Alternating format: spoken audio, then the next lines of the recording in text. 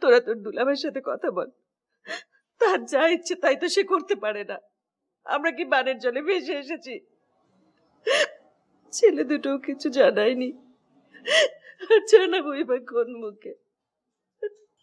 বিষয়টা কি সত্যি নাকি মিথ্যা সেইটা বলেন। সেটা আমার আর লোপার ব্যাপার, আমরা এটা সলভ করব। আপনারা সলভ করবেন মানে? আপনারা সলভ করবেন মানে কি? মানে এই বয়সে এই বুড়াতিকালে আপনি বিয়ে করতে যাচ্ছেন যেখানে আপনার ছেলের বিয়ে দেওয়ার বয়স, আর আপনি আমাদেরকে বলবেন না?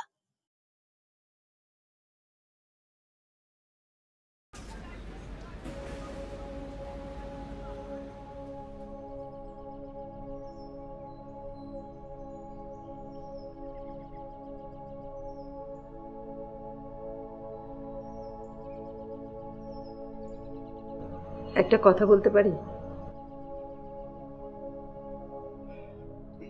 বলো।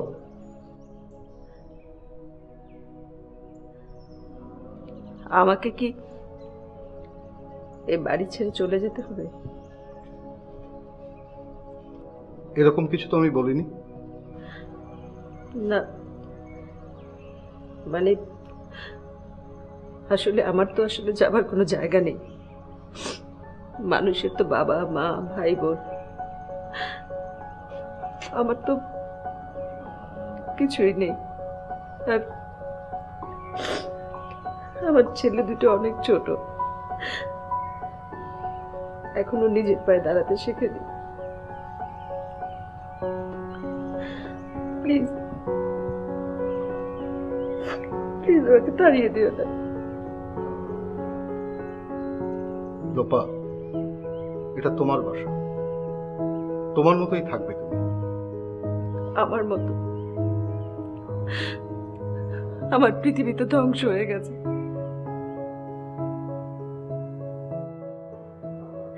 আমি থাকলেই কি আর না থাকলেই কি? দেখো লোপা, ঘটনা অনেক সময় মানুষের নিয়ন্ত্রণের মধ্যে থাকে না, তখন তার আর কিছু করার থাকে না। ঘটমান বর্তমান স্রোতে তাকে ভাসতে হয়, বাঁচার জন্য সে হাবুডুবু খায়। তুমি বলেছিলে আমি সারা জীবন তোমাকে কিছুই দিতে পারিনি, ঠিকই তো। আমি সারা জীবন আমার স্বামী, আমার সংসার, আমার সন্তান এসব নিয়ে কাটিয়েছি। আমার আমার আমি তো এত বড় হয়ে গেলে নিজের আর কিছুই থাকে না, সব শেষ হয়ে যায়।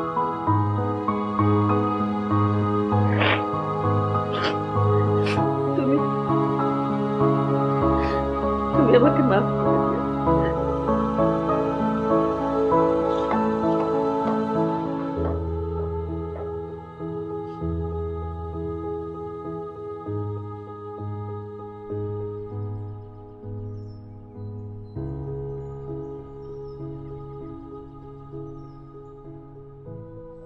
কোথায় গিয়েছিলে? তোমাদের বাসায়? না, একটা জরুরি কাজে গিয়েছিলাম, জানি না শেষ পর্যন্ত কি হবে। চলো, ফ্লাইট ধরতে হবে। ফ্লাইট ধরতে হবে মানে? তুমি তোমাদের বাসায় যাবে না? বাবা মার সঙ্গে দেখা করবে না? না, সম্ভব না। চিটং থেকে এমডি সাহেব ফোন করেছিল, নেক্সট ফ্লাইটে ধরতে হবে। চলো। কিন্তু তুমি দেখো না, যাও। মানে আমার কিছু করার নেই রোজি, চাকরি তো বাঁচাতে হবে নাকি? বাবাকে আমি পরে বুঝিয়ে বলবো। এভাবে স্টেশন লিভ করা এমডি সাহেব পছন্দ করেননি। আপার জন্য খুব খারাপ লাগছে ওকে, কিন্তু আমরা কি বা করতে পারি বলো? দেখা যাক, আমি তো আশা ছাড়িনি। চলো, বেরোতে হবে।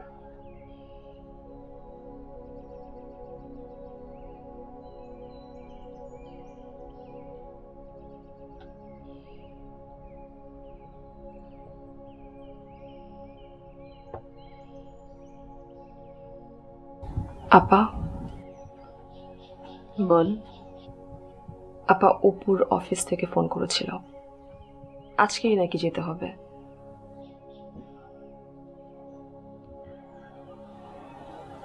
ঠিক আছে।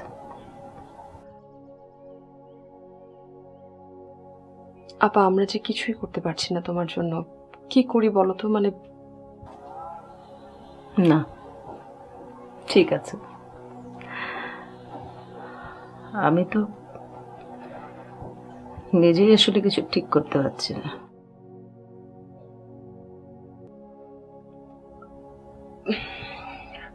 আচ্ছা শোনো আপা, তুমি একটু থাকো একা, একটু মাথা ঠান্ডা রাখো। ফ্লাইটে দেরি হয়ে যাচ্ছে, আমরা তাহলে রওনা হয়ে যাই না? একটু এদিকে।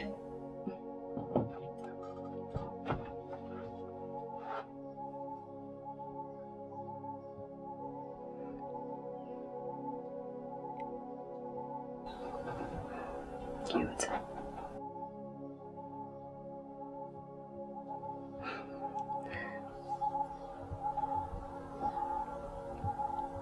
আসি, ভালো থেকো আপা। আসি।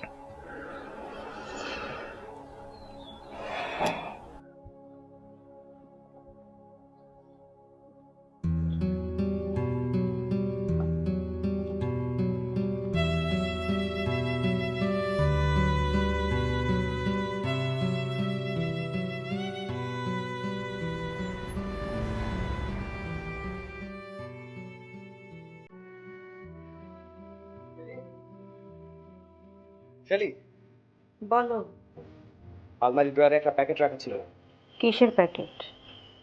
পেন ড্রাইভ, যেটাতে আমাদের মূল অস্ত্র ছিল। যে পেন ড্রাইভে আমার আর আলমগীরকে ঘায়েল করার মূল উপাদান ছিল। ছি রাজীব, ছি।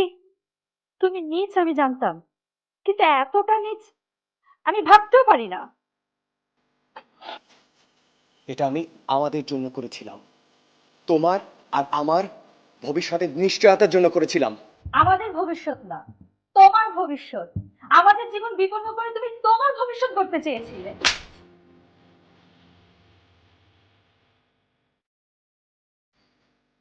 ওটা কোথায়?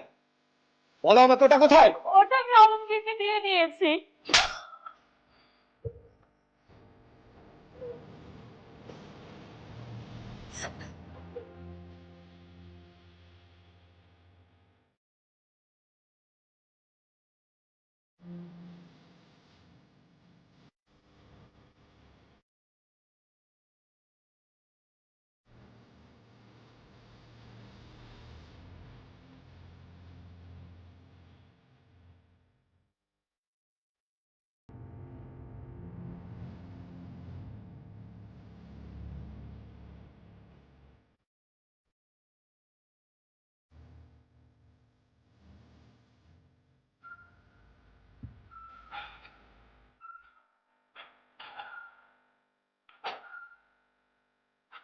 এই পেন ড্রাইভটা নষ্ট করে ফেলো। রাজীব এটা আমাকে না জানিয়েই করেছিল। এত জঘন্য কাজ আমি কখনো করতে পারবো না, এটা তুমি নিশ্চয় বিশ্বাস করবে। হ্যাঁ, আমার মধ্যে আকাঙ্ক্ষা জেগেছিল তোমাকে নিজের করে পাবার, আত্মপরিচয় পাবার। কিন্তু এতদিনে বুঝেছি বড় ভুল হচ্ছিল আমার। তোমার জীবন, সংসার সুন্দর থাকুক, আমি আর কখনো তোমার কাছে আসবো না। পারলে ক্ষমা করে দিও।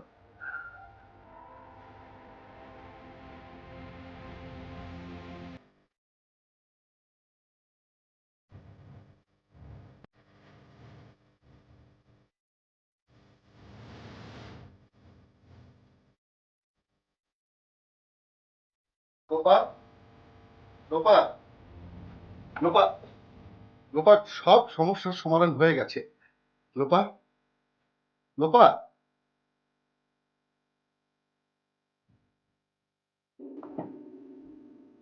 লোপা, লোপা, লোপা,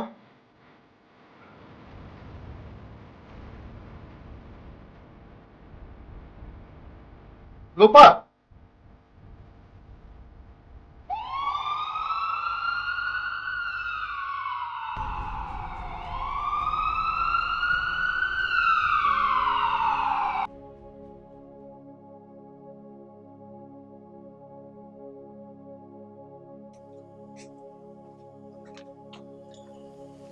শওকত সাহেবের সঙ্গে কথা হয়েছে?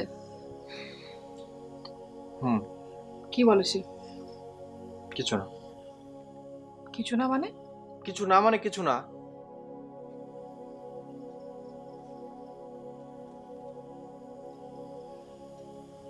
খাবার দিচ্ছি, খাবে না সে।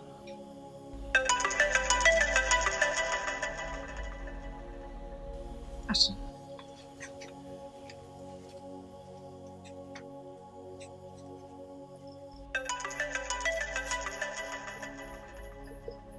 সবুজ মানে হায়দার ফোন করেছে, ও। শেষ করে খেতে এসো।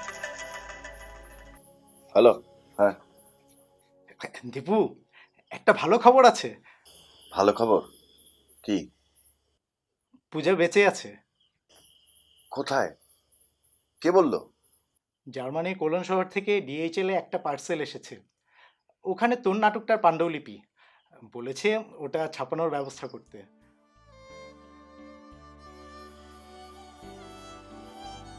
আর কিছু লেখনি? তোর তোর কথা লিখেছে, বললো তোর খেয়াল রাখতে। ও, এটা কত ভালো খবর তুই বুঝতে পারছিস? ব্যারিস্টার মারুফের কেসটা আর ধোপে টিকবে না। পূজা জার্মানি থাকলেও তোর কোনো দায় নেই। উল্টা হয়রানির জন্য তুই ওর বিরুদ্ধে মামলা করতে পারিস। তুই কালই ঢাকা চলে আয়। আমার মামলা করার কোনো ইচ্ছে নেই হায়দার। কালই আমি চলে আসবো।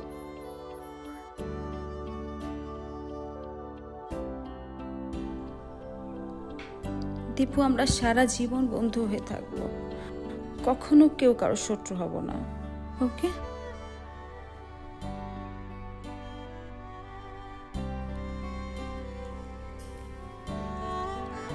আর যদি কখনো আমাকে তোমার প্রয়োজন পড়ে, নির্দ্বিধায় চলে এসো। আমি তোমাকে ভালোবাসি দীপু।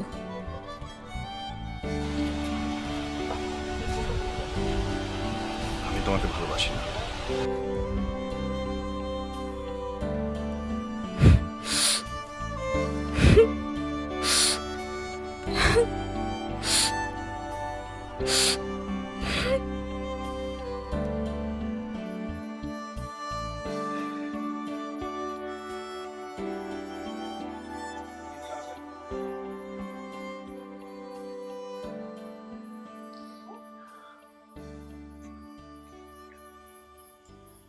কি হয়েছে? হাই দীপু, তুমি কাঁদছো কেন? দীপু, কাঁদছো কেন? না, খুশির কান্না। আমার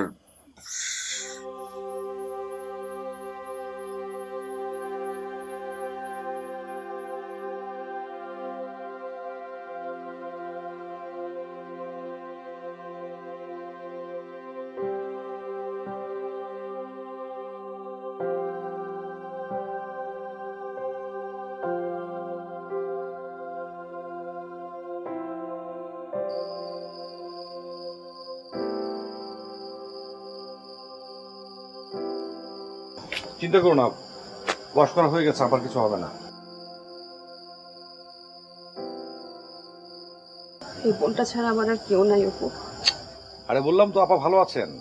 এই মাত্র দুলাভাইয়ের সঙ্গে আমার কথা হলো, আর ভালো খবর হচ্ছে দুলাভাইয়ের সমস্যাটা সমাধান হয়ে গেছে। কিভাবে? আমি ওই মেয়ের সঙ্গে কথা বলেছিলাম, যুক্তি কাজে দিয়েছে। আলহামদুলিল্লাহ। অপু শোনো, আমি ঢাকায় ফিরতে চাই। হ্যাঁ, এমনিতেই আমাদের ঢাকা যেতে হবে, আমি ট্রান্সফারের জন্য অর্ডার করেছি। সত্যি? হ্যাঁ, আমি আমার মা বাবা ভাই বোন সবাইকে নিয়েই থাকতে চাই। শোনো, দীপু ফোন করেছিল, দীপুর সমস্যাটা সমাধান হয়ে গেছে। পূজা চিঠি লিখেছে দীপুকে যে পূজার হাজবেন্ড নাকি কেস তুলে নিতে রাজি হয়েছে। আমরা কাল সকালেই ঢাকা যাচ্ছি।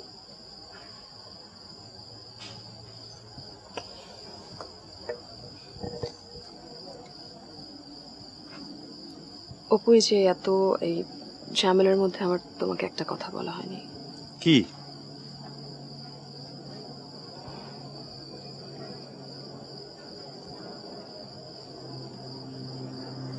I'm carrying.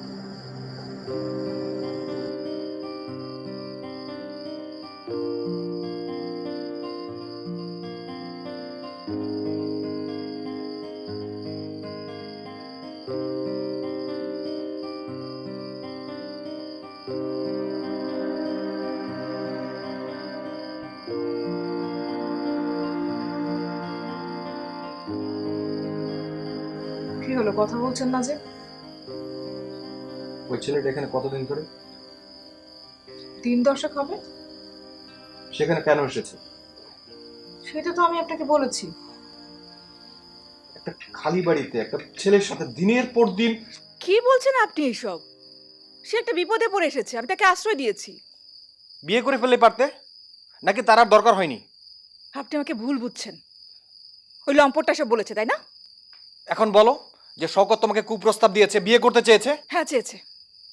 ওই শওকত আমার জীবনটা অতিষ্ঠ করে তুলেছে। দীপুই আমার জীবনটাকে বাঁচিয়েছে। একটা লম্পট। বাজে কথা বলবে না, একদম বাজে কথা বলবে না। নিজের দোষ ঢাকার জন্য আরেকজনের উপর দোষ চাপাচ্ছ, তাই না?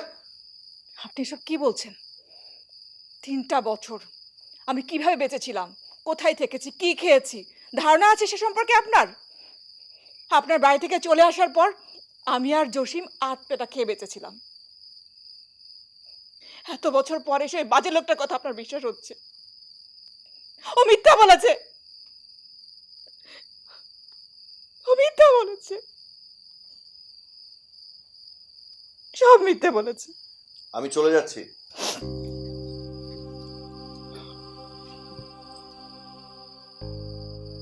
নেহের বিপদে পড়ে এখানে এসেছিলাম। আপনার স্ত্রী খুব ভালো একজন মানুষ। আপনার পথ চেয়ে দিনের পর দিন সে অনেক কষ্ট সহ্য করেছে। আপনি যেটা ভাবছেন আসলে তা না। আসি আসি।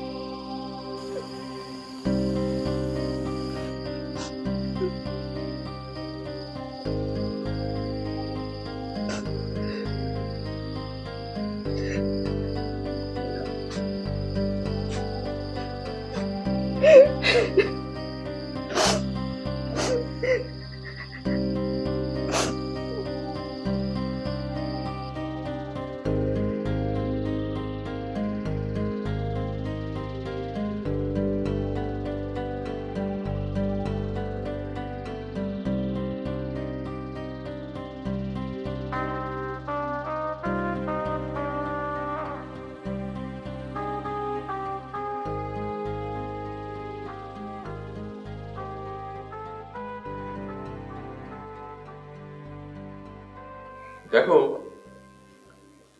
পরিবার হচ্ছে সভ্যতার সবচেয়ে গুরুত্বপূর্ণ, সবচেয়ে কার্যকর একটি সংগঠন। আমরা বন্ধু নির্বাচন করতে পারি, কিন্তু পরিবার নির্বাচন করতে পারি না। আমরা একে ধারণ করি, এখানে আমরা বিলং করি, আমাদের সুখে দুঃখে আনন্দ বেদনায়। এটা আমাদের আশ্রয়, এটাই আমাদের শেষ ঠিকানা।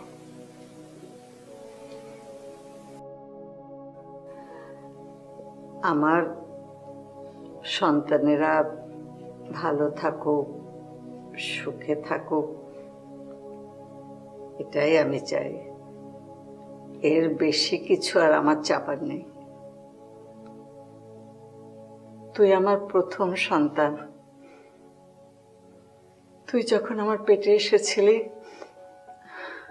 আমার শরীর খুব খারাপ হয়ে গিয়েছিল, কিচ্ছু খেতে পারতাম না। তোর বাবা কত রকম ফল, আচার, কত রকম খাবার নিয়ে আসতো, আমি কিচ্ছু মুখে দিতে পারতাম না। কি যে কষ্টের সেই দিনগুলো। তারপর তুই যখন হলি, তোর মুখের দিকে চেয়ে আমি সব কষ্ট ভুলে গেলাম। আমার সব কষ্ট কোথায় যেন দূর হয়ে গেল, আমি সব ভুলে গেলাম।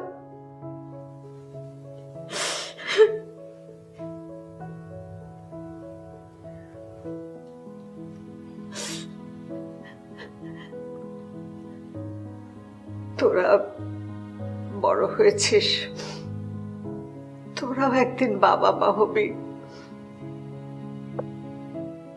তখন বুঝবি এই পৃথিবীতে সন্তানের চেয়ে এত সুন্দর, এত মায়ার, এত ভালো লাগার আর কিচ্ছু নেই।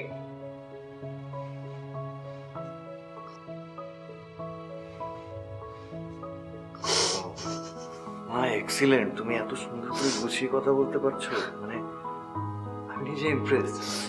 মা তোমাকে মিষ্টি খাওয়াবো। পাগল, আমার ডায়াবেটিস, আমাকে মিষ্টি খাওয়াবে? আরে খুশির মিষ্টিতে কিচ্ছু হয় না।